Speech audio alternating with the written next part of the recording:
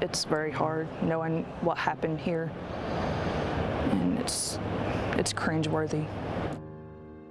13-year-old Lisa Ann Milliken was kidnapped from a mall in Rome, Georgia in 1982 by Judith Ann Neely. I mean, Judith Neely was actually only 4 years older than my sister. My sister was 13, she was 17.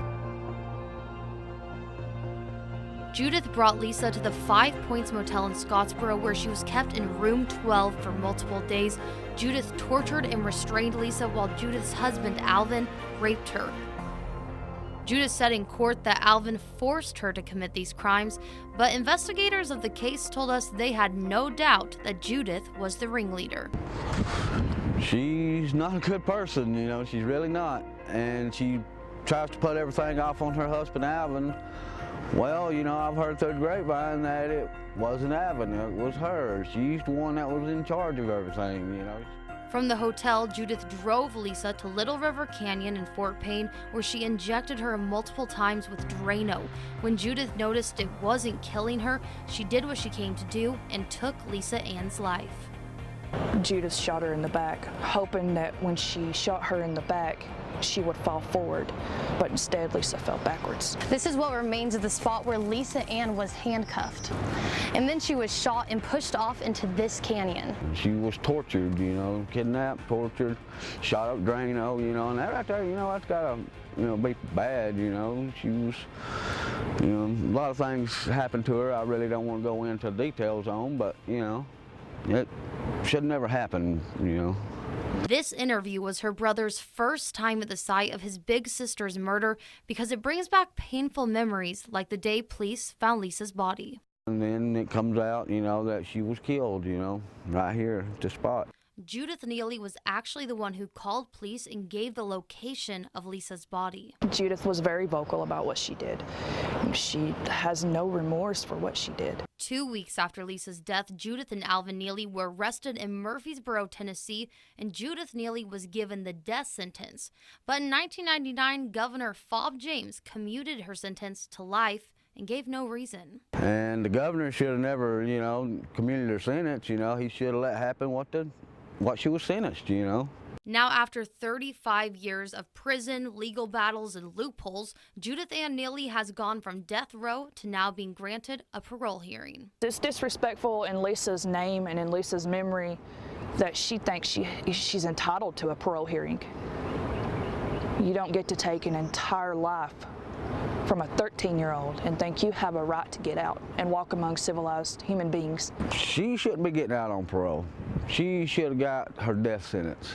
But since she can't, she should stay in there until her dying days. Judith's husband, Alvin Neely, died in prison in 2005 during his life sentence. The Millikens and investigators still say, despite what Judith says, that she was the aggressor and controlled Alvin. So to hear that she was forced by anyone other than her own self and her own demons is a lie, and it's a spit in our face. She did it alone. She's the one that carried the gun. She's the one that did everything.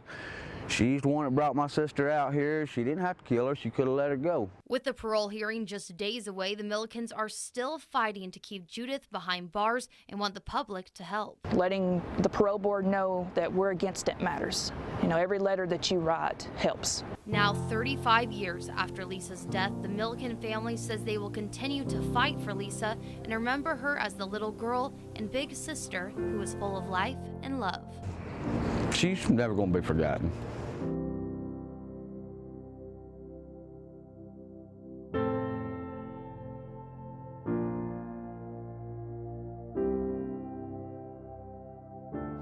I live in the twilight zone, reliving the same moment over and over in time. Every single day, I think about Janice Kay. I think about what's happened to me in my life. The tragedy that has caused so much pain in John Hancock's life was caused by Judith Ann Neely. Because everybody needs to know what kind of monster that woman really is. If I compared her to anyone, she'd be Alabama's version of Charlie Manson. Judith Neely is currently in Alabama State Prison for the 1982 murder of 13-year-old Lisa Ann Milliken. But a week after Lisa was murdered, John and his fiancée, Janice K. Chapman, also had a deadly encounter with Judith.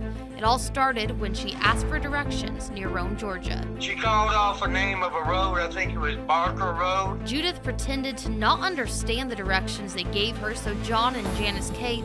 got in the car with her and ended up meeting up with her husband, Alvin Neely.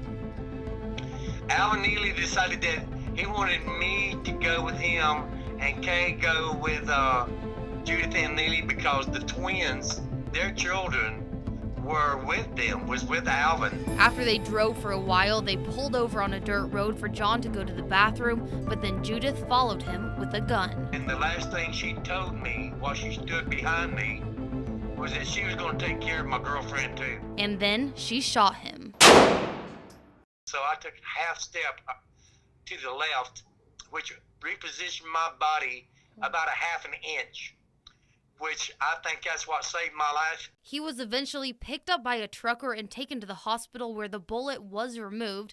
The next day, he was at the Rome police station sitting on a bench when he heard a recording of Judith Neely's voice coming from a room where police were investigating the Lisa Milliken murder. I stepped into that office and I looked at Kenneth Kynes. He says, "You have to leave. I've got an interview." I said, "Yes, I know that, but the woman on that tape is the one who abducted me." John described the Neely's vehicles to police, which led to their arrest 12 days later in Murfreesboro, Tennessee. Then the next day, they revealed where Janice K's body was. She had been raped, battered, tortured, injected with Drano.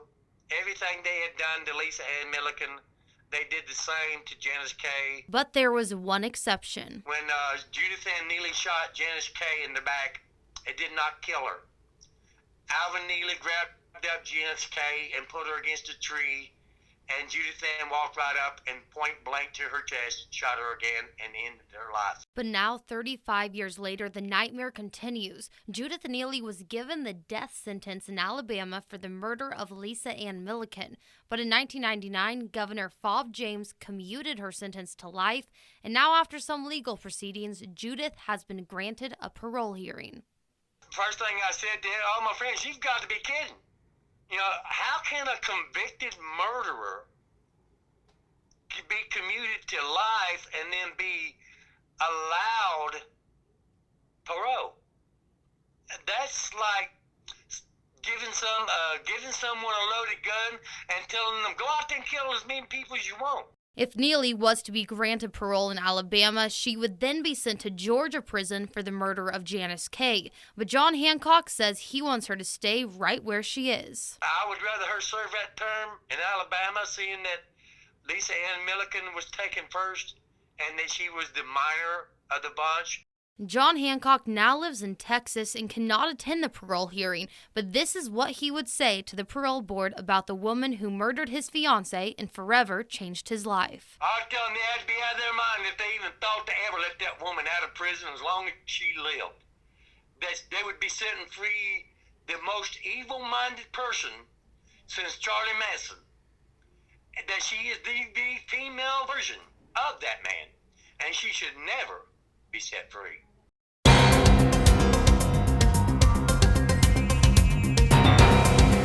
Get him secure. The other guy is not coming out. Get that camera on my face before I bust this dude's ass up. I'll be right back, officer, and I'll press charge. Spinning, twirling, you name it, Andy Atkins can do it. His arrow sign is part of a type of advertising, in this case for a new Decatur gym, Planet Fitness. The company is actually called Arrow Advertising, and it started in California about 10 years ago. Local businesses call the company and request someone like Andy to stand at busy intersections and do their thing.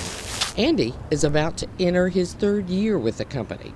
It's been great. I get an opportunity to travel, so which is always good. A friend of mine who works for the company got to go to the Bahamas, I think, to spend for like 2 hours. Oh, wow. Yeah. And what's really amazing is the feedback that he gets from people who watch it. It's been great because this is kind of an area that isn't really as familiar with sign spinners. What do you think about this guy over here? He's pretty awesome at it. Yeah. He's doing a pretty great job. He is excellent at doing that. And he reminds me of a girl that I know, and she does it for Little Caesars, and she is good just like him. That is awesome. He could be on American Idol. Andy says he will keep spinning and traveling as long as he can, even beyond Bobby's Bama. Bobby Shuttleworth, WAFF 48 News, Decatur.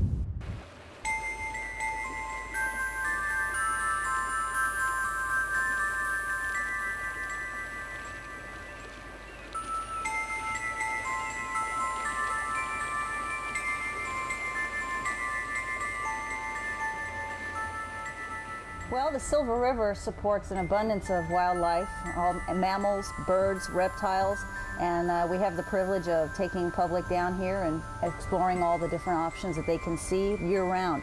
The Silver River is supporting all this wildlife from one of the main springs, the largest. That's the Silver Spring, right here at the heart of the Glass Bottom Boat Dock at Silver Springs. It pumps out 550 million gallons of water a day, and to think that by the time we start this boat ride and we come back, it's a whole new source of water that we've gotten and explored. So it's amazing when we try to educate children and the general public about pollution and all, how much it affects all forms of life in the waterway here, because it's a shelter, it's a food source, it's companionship and a resource for all kinds of animals.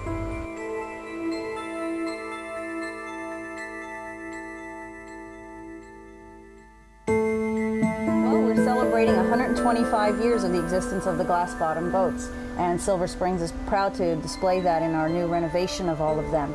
And so you can see all kinds of wildlife, not only on the banks beside the boat, but below the boat you'll see an abundance of fish life as well and plant life.